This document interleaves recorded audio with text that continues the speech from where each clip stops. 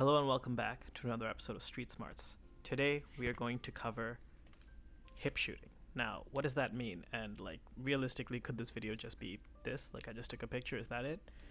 Well, sort of, but there's a little bit more to consider. So, what is hip shooting? Hip shooting is just shooting blind essentially. You can let the camera hang or you're not looking through the viewfinder or the screen and you're just taking a shot.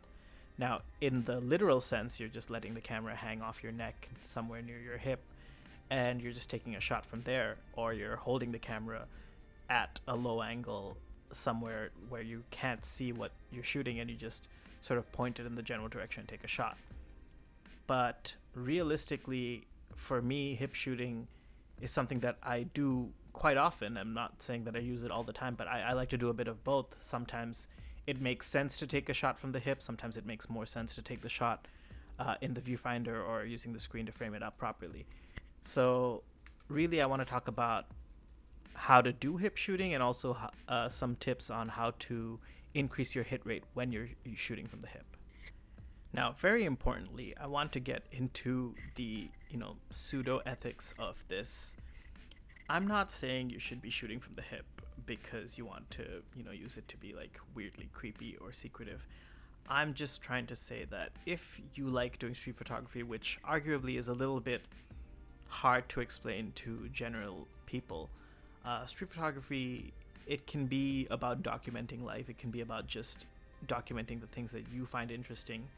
Maybe everyone doesn't get that, and sometimes it's just a little bit nicer to be discreet, because really the ethics of street photography should be dependent a little bit on your intentions. And if your intentions are just you want to capture the world you see, and you don't have bad intentions, you're not trying to portray anyone in a bad light or a negative way, you're just trying to capture the real world, but you're doing it for yourself or for artistic reasons, but you're also not being rude to anyone or anything like that, I don't think that it's really necessarily a bad thing. So you want to be discreet so as to not arouse anyone's interest or make anyone suspicious of what you're doing or even get self-conscious. I think that's fine.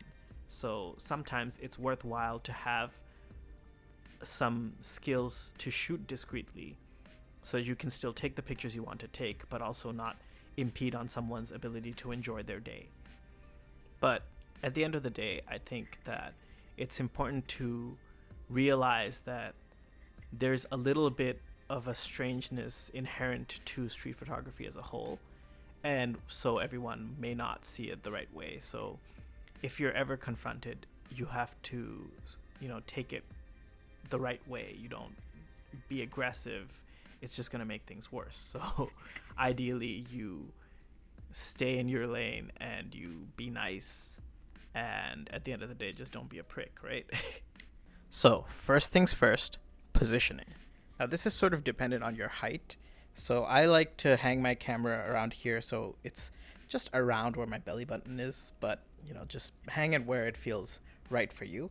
And given that this camera has about a 35 millimeter equivalent, I think that this is a perfectly fine length for me to be shooting. Usually I'm shooting something that's about 5 to 10 feet in front of me.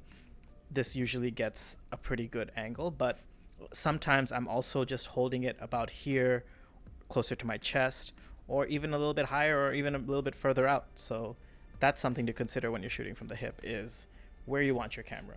Other times I'm also shooting sort of like hip shooting, but I have the camera just wrapped around my wrist or with the wrist strap. So I'm just holding it like this, and just take the shot from here or from here. I'm just walking around with it sort of at this length, at this height where it's a little bit above where it would hang. So this is where it would hang, and this is where I like to hold it. It's about a little bit above my belly button now. Small little segue. Before we talk about shutter speeds, I want to talk about shutter types. And there's really 3 primary types. There's your focal plane or mechanical shutter, which is something like this. I'm just going to show you now. Hopefully this, yeah, you may have seen it there. I'm gonna hold it up and do one more just so you can see. So that's a mechanical shutter, a little physical curtain comes in and exposes the sensor, or rather opens up the sensor, versus this is electronic shutter. I just took a shot and no physical component comes into play. This is the sensor being turned off line by line, which allows you to expose the image just the same way that a mechanical shutter would, but it has some limitations. So the usability of your electronic shutter really depends on the sensor readout speed of your camera, and that is something that is dependent on the sensor itself. So a lot of higher end or really good video cameras will have faster reading sensors, and until we hit that global shutter, which we're sort of getting into, is we have this problem where the sensor reads line by line. So if it's not reading fast enough, if something goes through the frame quickly that's surpassing the speed at which it's reading, it can cause straight lines to look sort of diagonal. It's essentially what causes rolling shutter in video, and something that you have to take care of.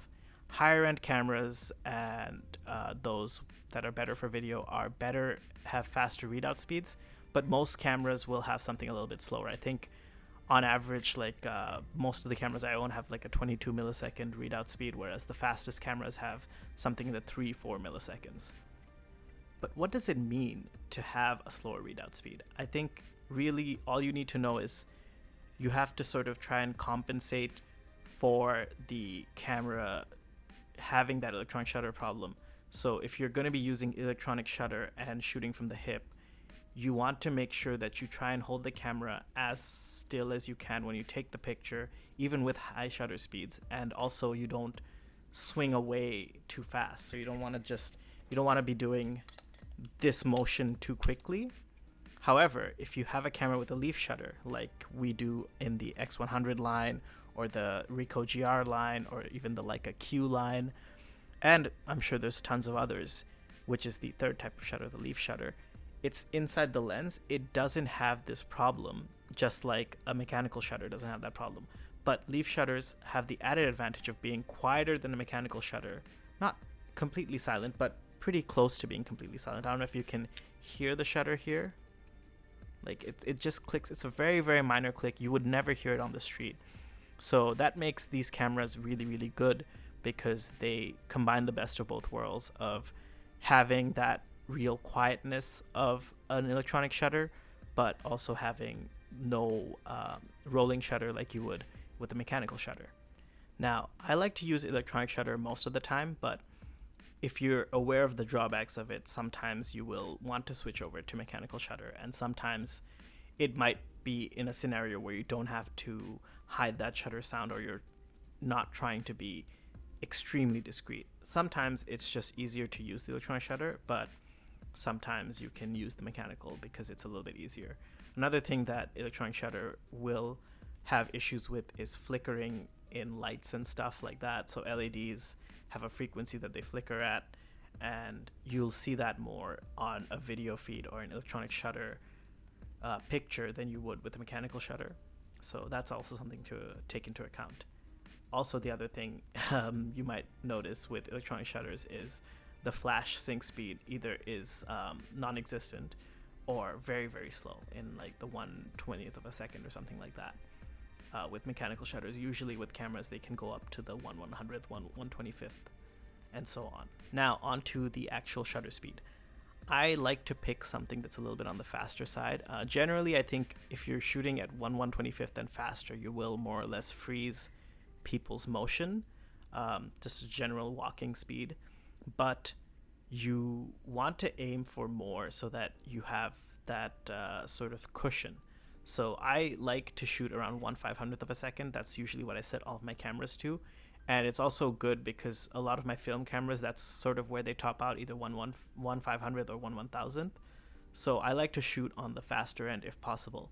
With the X100, I have the X100T. I'm not entirely sure for the new ones, but with the older ones, once you get past 1/1000th of a second, I think it switches to its electronic shutter. So the leaf shutter really only goes to the 1/1000 or 1/2000, and I like to keep it on the leaf shutter because I don't want that rolling shutter on that camera. But when I had the X-T20 that I was using, I would use that at around 500th of a second on the electronic shutter, and with the ZF, that's what I'm doing as well. The only thing to keep in mind is while the readout speed might be the same between some cameras, if you're switching, take into account the weight of the camera. So you want to sort of be more stable with heavier cameras, and you don't have to worry as much with lighter cameras. And lastly, let's talk about your lens choice and focus, because to make you more effective at shooting from the hip and getting better shots, you probably want to be shooting in a wider range. 50 is doable, don't get me wrong, but I'd say 50 and below. Beyond 50, I think it gets harder and harder to shoot from the hip. But my recommendation is somewhere in between, like a 35 or a 28 is best.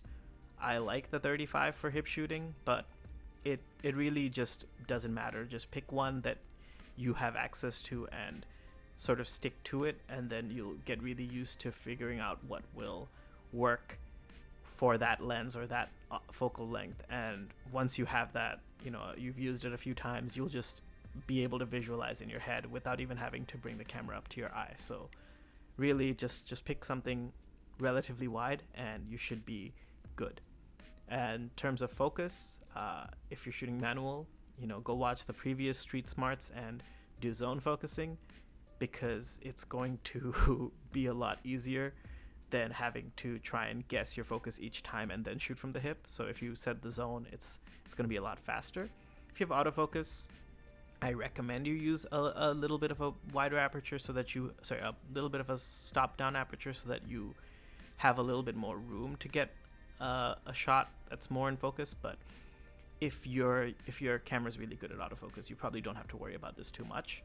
If you're just sort of sticking to the center point, just try to vaguely point your camera in the right area and you should have not too hard of a time. Usually I recommend shooting at like f8, f5.6, so you get a little bit of a wider field and you don't have to worry about the focus too much. But if you trust your camera, just go with whichever aperture you want. And finally, you know, hip shooting inherently isn't necessarily something that will make you discreet, because you could have a camera that's very loud and very obnoxious. So it's just something that increases your ability to take the shot sometimes, because it's genuinely quicker than having to pick the camera up to your eye every time. So sometimes if you've figured out a way to set everything up where you just can point and shoot, it's quicker to get the shot and increase your ability to capture the moment. I think that's overall a good skill to have. So I hope you like those pictures.